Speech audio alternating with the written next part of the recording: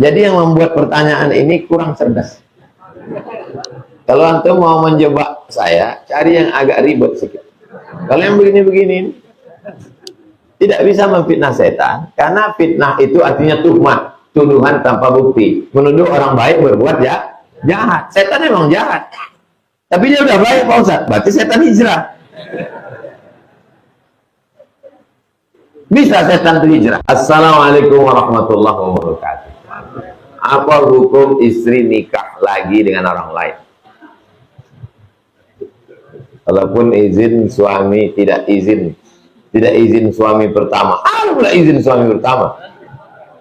Sebab nikah di luar kota, sebab jirannya dan warga sudah resah. Apa solusinya?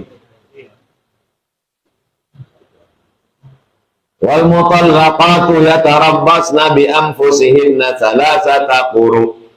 Perempuan kalau diceraikan suaminya, maka iddahnya 3 quru. Sebagian mazhab 3 kali suci, sebagian mazhab 3 kali kotor. Maksudnya 3 bulan. Karena 1 bulan itu ada suci, ada kotor. Habis 3 bulan, habis iddah, barulah dia menikah lagi. Judul lagunya Kutubu Jandam. Kalau udah punya anak, Barana Ampek dan Nanti Jo. Perempuan yang nikah dengan laki-laki, dia masih terikat dengan lakinya, maka laki yang pertama mengadu ke pengadilan. Deliknya adalah delik aduan. Kalau ditangkap dia di hotel, ditangkap sama polisi, tak bisa. Karena ini bukan pidana. Beda sama mencuri. Orang kalau tertangkap nyuri ayam, walaupun yang punya ayam itu tak melapor, dia tetap bisa dimasukkan penjara. Karena deliknya tidak mesti ada aduan. Beda sama zina menurut hukum Indonesia nih. Kalau menurut hukum Islam jelas tuh, gali tanah, masukkan, lempar batu, mati, selesai. Tapi kalau kita gali sini, kita lempar batu, kita semua masuk penjara. Karena kita tidak pakai hukum Islam.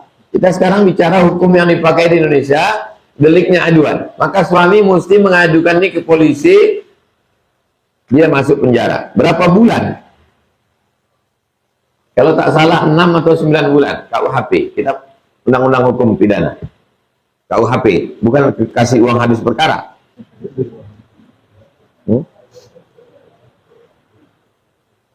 Sebab nikah di luar kota, jiran dan warga sudah resah. Mana Pak RT? Pak RT, Pak RW, panggil ini. Kumpul kerbau ini.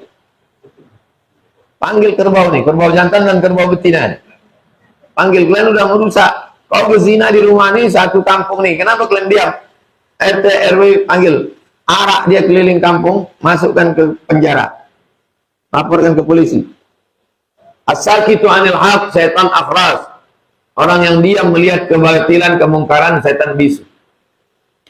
Ini perumahan-perumahan ini kalau ada orang buat maksiat, buat dosa, jangan kalian diam. Karena kalau balanya datang, bukan cuma dia aja kena, kita pun kena semua.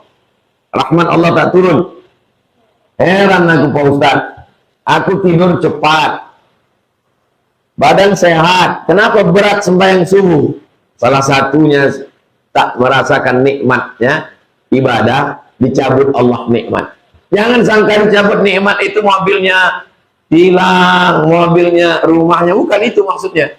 Makna dicabut nikmat adalah tidak merasakan nikmatnya ibadah. Gara-gara diam melihat perbuatan maksiat. Tapi RT-nya tak peduli Pak Ustaz, ganti RT baru. RW-nya tak peduli Pak Ustaz, ganti RW baru. Musyawarah semuanya. Wa amruhum syura bainahum. Jangan diam.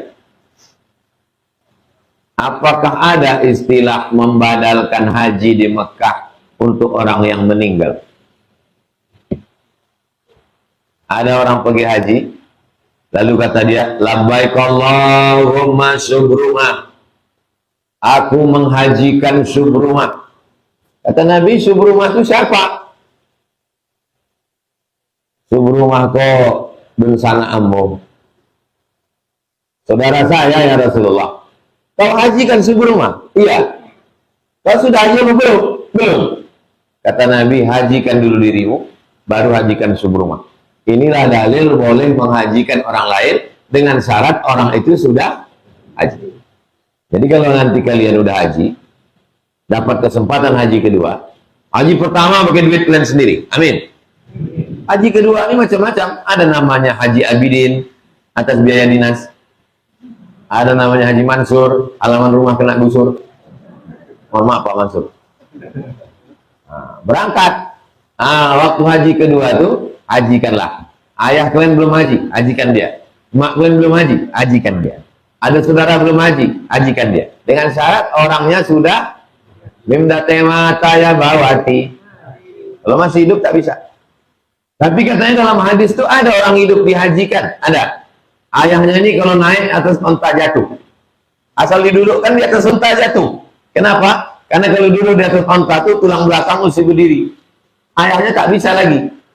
Tak bisa dia duduk, maka boleh dihajikan. Di Indonesia, kalau ada orang tak bisa duduk, tetap bisa pergi haji. Kenapa? Karena naik pesawat bisa duduk terlentang. Sampai ke sana, tawafnya didorong. Sa'inya dorong pakai kursi. Wukufnya dibawa pakai ambulan, bukakan pintu. Cuman orang kadang kalau umurnya udah terlampau 80, 90, macam-macam pikir. Walaupun badannya sehat, badan sehat, sampai ke atas pesawat, minta turun pula ke pramugari. Mau kemana Pak? Ayam belum makan. Sampai di Madinah diwawancarai orang, tanya tetangganya, rupanya dia tak punya ayam. Nah, itu. Jadi memang pikiran ini macam-macam. Memang umur-umur segitu lagi lucu-lucunya.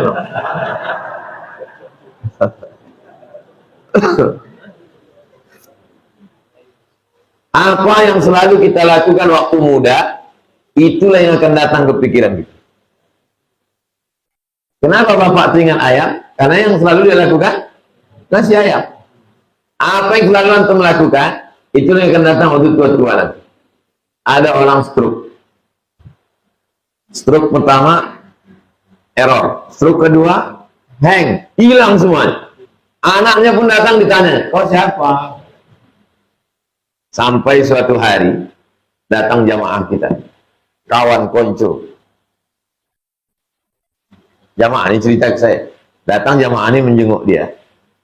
Tahu apa kata dia ke kawannya? Saya mau menceritakannya pun segan, tapi karena ini tak nyebut nama. Ke kawan ini, tua udah hampir 80. Ke kawan ini kata dia, itu selalu kerja dia dulu. Antum hati-hati lah. Jangan sampai antum tua, berapa bulan lalu datang kawan jenguk. Apa ulah antum dulu di kos-kosan itu? Ya tak sadar lagi. Yang mana datang ke saya? Aku Pak Ustaz terkejut kali ini. Itu loh Pak dimintanya aku Pak Ustaz. Pas-pas. Tapi antum yang suka mengaji ini nanti kalau udah tua, pas datang kawan antum, yang antum tanya, masih ada pengajian Riyadhus Shalihin? Antum bilang, Ustaz Somad udah 50 tahun mati. Saya menjenguk orang tua umurnya 95 di rumah sakit Arifin Ahmad ke atas. Tak bisa lagi masuk jarum suntik karena kulitnya udah lembut macam tisu. Terbaring aja. Datang anaknya. Mak, kata dia, kau siapa? Tak ingat dia. Terus dia bilangnya, ini mak, ku bawa Ustaz Somad. Siapa? Ustaz Somad. Dibisikkannya ke anak. Sedekah. Saya terkejut. Kenapa dia bilang sedekah, Pak? Karena omak saya ini orang tarekat Naqsabandiyah. Orang tarekat setiap jumpa khalifah sama mursyid sedekah. Dari muda sedekah. Jadi dia tahu asal ustaz. Apa yang selalu kalian lakukan, itu yang datang waktu tua nanti. Kalian nanti kalau sampai umur 80, 90, datang kawannya yang masih hidup menjenguk, kalian akan tanya, masih ada Riyadhus Shalihin? Allahu Akbar. Allah bisa karena biasa. Dari kecil itu lonjak-lonjak, udah besar cuma bapak, udah tua, berubah tidak. Jadi kita ini sekarang sedang membiasakan. Maka saya senang sekali pengajian Rabu subuh ini. Kenapa? Yang datang nih banyak anak-anak muda. Yang tua tak ngaji tak apa, mereka itu udah mau mati semua itu. Bapak-bapak yang tua ini, yang datang ini, bapak sebenarnya tidak tua. Bapak adalah anak muda yang terjebak di tubuh orang tua. Karena tua itu bukan umur, tua itu kan masalah rasa kan. Saya kalau ditanya anak umur berapa Pak Ustadz? Tergantung. Kadang-kadang 25. Umur itu rasa, bukan tua. Banyak anak muda yang bawaannya mau mati. Aku Pak Ustadz untuk kali mati aja kau. Bagaimana kalau mau buat semak pekan baru aja. Buat semak rimba panjang aja. Digunakan kau hidup. Buat macet seberantas saja. Apakah sah pernikahan jika pria memberi mahar ternyata 50% jumlah mahar tersebut adalah milik orang lain dan istri dipaksa mengembalikan mahar tersebut Pak Ustadz? Maka kasus yang 50% itu berarti kasusnya utang yang mesti dibayar. Karena mahar itu kalau sah dia dijual, ada harganya, ada nilainya, sah dia jadi mahar. Maka kalau bisa nikah itu menikah dengan barang yang bisa dijual. Karena tujuannya nanti saat terjadi sesuatu di rumah tangga bisa dijual untuk sebagai modal. Nah, maka kalian yang gadis-gadis yang belum nikah, yang lajang-lajang belum nikah, waktu nikah nanti maharnya kalian kasih sesuatu yang nanti bisa dijual. Aku nikahkan engkau dengan mahar sebentuk cincin emas tunai, sah. Kalaupun mau ditambah telekung, muka. Jangan nikah pakai telekung. Nikah tahun 80. Sekarang telekungnya lalat tinggal. Tapi yang mudah nyablak diulang gara-gara ini. Nikahnya tetap sah. Yang nikah dengan seperangkat alat sholat, kitab suci Al-Quran, sah. Kalau masalah sah tak sah. Sedangkan menikah dengan mengajarkan Quran pun sah. Aku nikah, kata Nabi, zawwajtukaha bima ma'aka minal Quran. Waktu Nabi sedang mengajar, datang seorang laki-laki. Waktu Nabi sedang mengajar, berdiri seorang perempuan. Wahabtu laka nafsi, kata dia. Di depan Nabi, depan orang banyak. Wahabtu laka nafsi. I give myself for you. Kuberikan diriku untukmu ya Rasulullah. Nabi tak ada komen. Nabi terus saja ngajar. Lama-lama tegak seorang laki-laki. Ya Rasulullah, kalau kau tak mau, untuk aku aja langsung. Kata Nabi, iltamis walau khataman min adidin. Balik ke rumah, cari cincin besi. Kau punya untuk mahar. Balik dia ke rumah, cari-carinya, tak ada Rasul. Cincin besi ada. Cincin besi pun tak ada Rasul. Maka dari sekarang antum siapkan cincin besi. Mana tahu kan? Saya tahu pas pengajian saya tegak orang. Nah, itu saya tanya, ada cincin besi? Ada. Nikahkan langsung. Tapi tentu saya pun berpikir juga, saya dulu kan.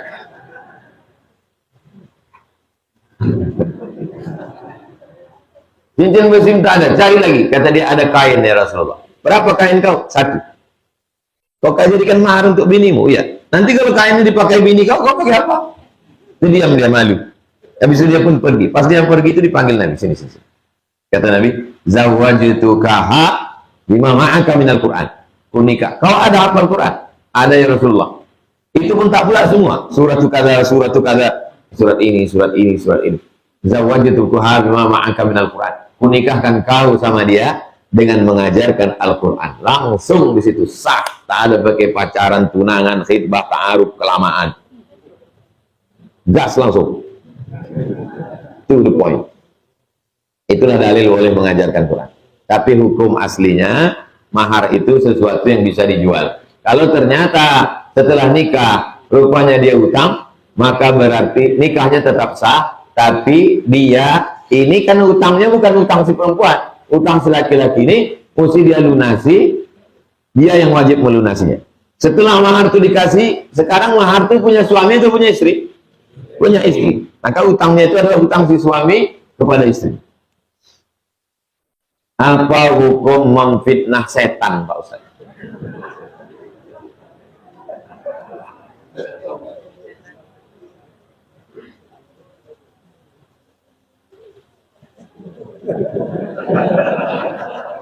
Apa kata dia hukum memfitnah setan? Perbuatan yang dibenci oleh Allah, dibenci oleh setan, dibenci oleh iblis. Memperkosa anak setan. setan. Ada perbuatan yang dibenci Allah, sholat, zina. Ada perbuatan yang dibenci oleh setan, sholat, ngaji. Setan pun benci, Allah pun benci juga. Tapi setan tak bisa difitnah, karena perbuatannya semua jahat. Bagaimana mau memfitnah setan?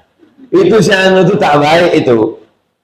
Itu fitnah pada orang beriman, karena orang beriman baik. Setan tak ada baik. Jadi tidak ada yang memfitnah setan. Jadi yang membuat pertanyaan ini kurang cerdas. Kalau antum mau menjebak saya, cari yang agak ribet sedikit. Kalau yang begini-begini, tidak bisa memfitnah setan, karena fitnah itu artinya tuhmat, tuduhan tanpa bukti, menuduh orang baik berbuat jahat. Setan memang jahat, tapi dia udah baik Pak Ustaz, berarti setan hijrah. Bisa setan itu hijrah. Aisyah cemburu, Sayyidatuna Aisyah cemburu. Lalu kata Nabi, aghirti Aisyah, kau cemburu Aisyah? Kata Nabi, iya aku cemburu ya Rasulullah. Kata Nabi SAW, kamu diganggu setan. Kata Aisyah, awal ma'aya setan? Apakah aku ini ada setannya? Kata Nabi, na'am.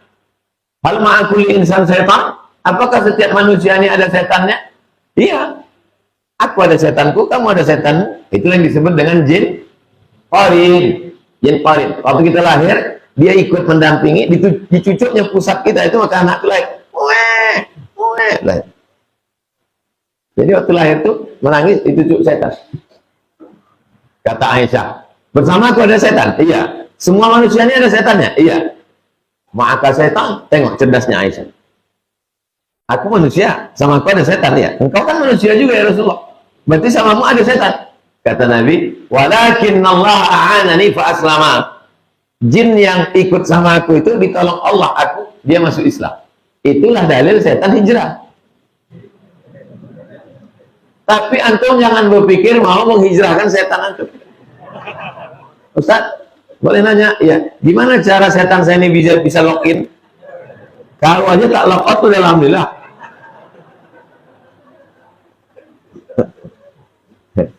Karena setan itu dua, syayatinal insi wal jin. Ada yang dari kalangan manusia, ada yang dari kalangan jin. Alladzi waswisu fi sudurin nas minal jinnati wan nas. Jadi setan dari kalangan jin tidak bisa antum fitnah. Fitnah maksudnya di sini adalah tuhmah, tuduhan jelek, karena mereka melakukan perbuatan jelek. Perbuatan antum ke mereka itu adalah ibtalul batil, menunjukkan orang yang batil bahwa dia batil. Antum ngasih tahu, itu yang ada gambarnya di baleho itu penjahat. Apakah itu fitnah? Tidak. Karena antum sedang ngasih tahu, jangan coblos dia. Karena dia penjahat, tapi tak boleh diposting. Nanti antum kena pasal IT, pencemaran nama baik, bisa masuk penjara. Tapi kalau antum diam, orang batil akan merajalela. Saking banyaknya gambar orang batil, yang betul disangka batil, yang batil disangka betul, betul, sangka batil, sangka betul. Gara-gara orang batil ngomong, orang betul diam. Akhirnya yang betul disangka batil, yang batil disangka, makanya ngomong, speak up. Seorang peserta kurban, apa saja yang dilarang dilakukan menjelang pemotongan kurban? Dari tanggal 1 ke tanggal 10. Saya mau berkurban nih.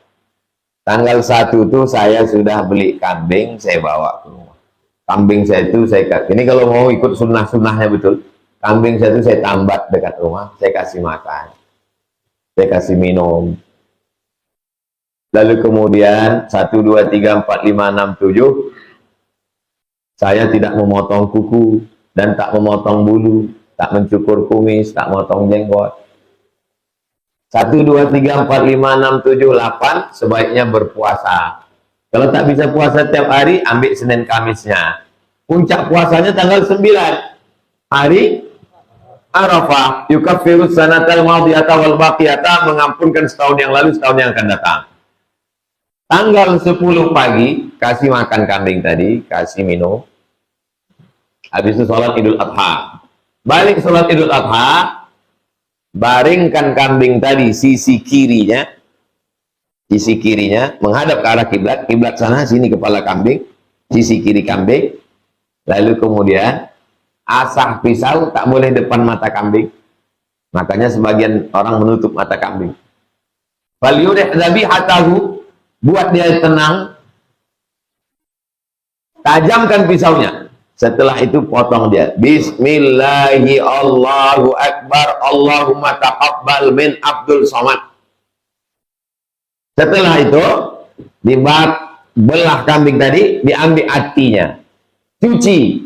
Jangan nanti kalian jadi panitia ambil daging tusuk langsung masak, najis, darah najis, tak boleh. Cuci dulu, basuh. Setelah basuh, percikkan air jeruk, kasih garam, bakar. Habis itu untuk makan. Itulah makanan pertama tanggal 10 Dzulhijjah. Kalau Idul Fitri, pagi makan dulu baru sembahyang. Kalau Idul Adha, pagi itu tak ada masuk apa-apa. Makanan yang pertama adalah hati hewan kurban. Ini kalau mau ikut sunnah dari A sampai Z. Fakulu minha, makan daging, makan hatinya sedikit. Untuk apa? Lit tabarruk, untuk ngambil barokah.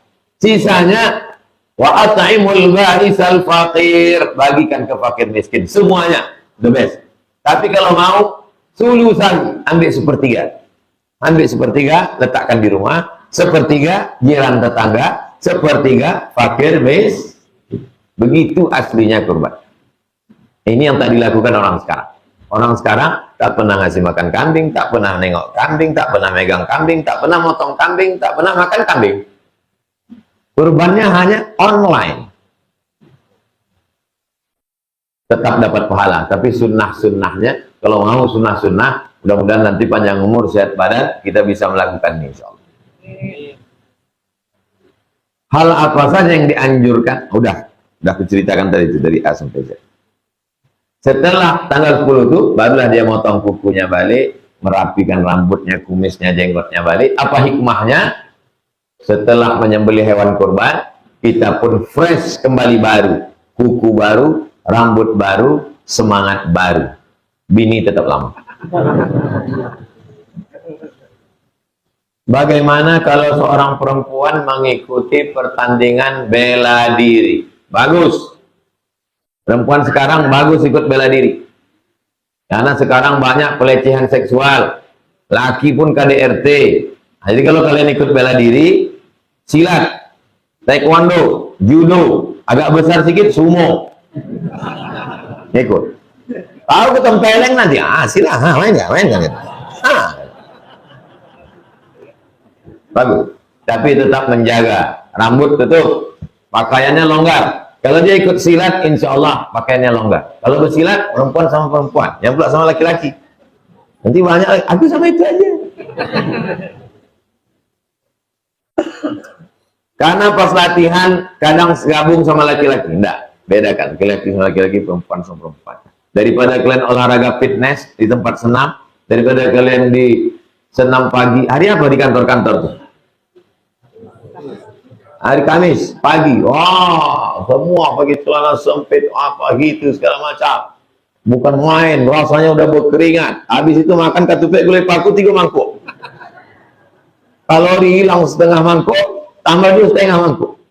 Apa itu? Dosa, maksiat.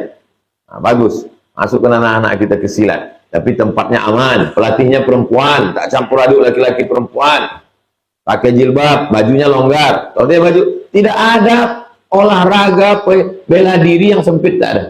Judo, longgar. Pencak silat, longgar. Yang sempit-sempit itu, voli, renang. Renang tak baju sama sekali.